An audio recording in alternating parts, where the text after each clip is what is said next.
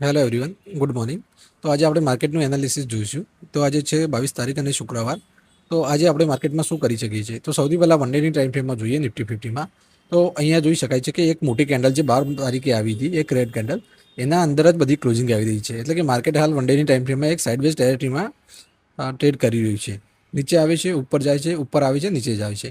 મતલબ અહીંયા જુઓ કે ઉપર આવ્યું, નીચે આવ્યું, ઉપર આવ્યું, નીચે આવ્યું, નીચે ખુલ્યું, ઉપર ગયું, નીચે ખુલ્યું, ઉપર ગયું. એટલે કે એક સાઇડવેઝ ડાયરેક્શનમાં ટ્રેડ કરી રહ્યું છે.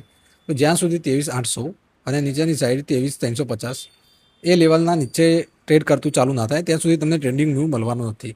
તો આ ટાઈમે તમારી ક્વોન્ટિટી ઓછી રાખીને તમે સ્કેલ્પિંગ કરી શકો છો, યા નાના મોટા એવા ટ્રેડ લઈ શકો છો. પણ એટલું વસ્તુ ધ્યાન રાખવું કે ક્વોન્ટિટી તમે માપની ટ્રેડ કરવી.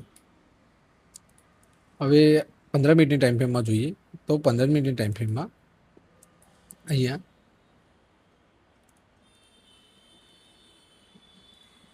અહીંયાનો એક આપણે રેઝિસ્ટન્સ લઈએ.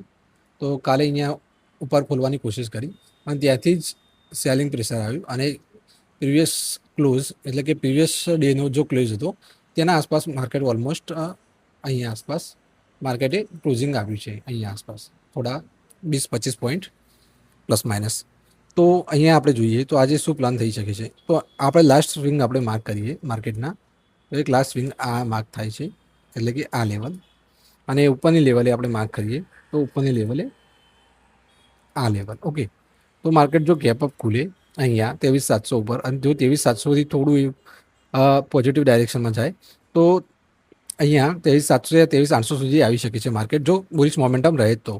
અને જો નીચેની સાઈડ 23,625થી નીચેની સાઈડ જો સસ્ટેન રહે અને જો ટ્રેડ કરવાનું ચાલુ કરે તો નીચેની સાઈડ અહીંયા 23,560નો અને નીચેની સાઈડ 23,470નો એક આપણને ટાર્ગેટ મળી શકે છે.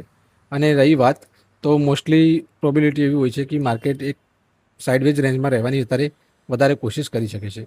તો અહીંયા મોસ્ટલી સ્કેલ્પિંગ કરવું અત્યારે બહુ હિતાવહ છે, કેમ કે સ્કેલ્પિંગમાં તમને મતલબ 10 રૂપિયાનો સ્ટોપલોસ મારશો તો એના સામને 10-15 પોઈન્ટ મળી શકે છે.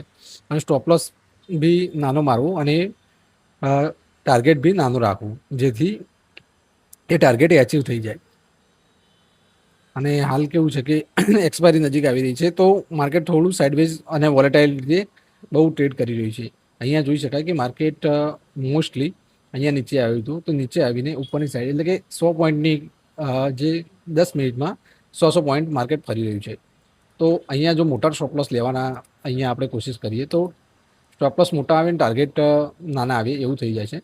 તો એ વાતનું ખાસ ધ્યાન રાખવું નિફ્ટી 50માં કે આપણે થોડી ક્વોન્ટિટી સાથે ઓછું રિસ્ક અને ઓછા પ્રોફિટમાં નીકળવાની કોશિશ કરીશું. અને ટ્રેન્ડિંગ મૂવ તો 23,800 અને 23 અહીંયા નીચેની સાઈડ એટલે કે આ લેવલ પ્રોપરલી આ લેવલ જ્યાં સુધી બેક નહીં થાય 23,350 ત્યાં સુધી એક ટ્રેન્ડિંગ મૂવ આપવું થોડું મુશ્કેલ લાગી રહ્યું છે. પણ જ્યાં સુધી ટ્રેન્ડિંગ મૂવ આવે ત્યાં સુધી તમારે એગ્રેસિવ ક્વોન્ટિટી મારવાની જરૂર નથી. તો આજના વિડીયોમાં આપણે આટલું જ જોઈશું. આપણે શનિ રવિ બીજો એક વિડીયો બનાવીશું ટોટલી વીકલી એનાલિસિસનું, તો એ પણ આપણે ડિસ્કસ કરીશું આગળના વીક માટે શું સ્ટ્રેટેજી આપણી રહી શકે છે.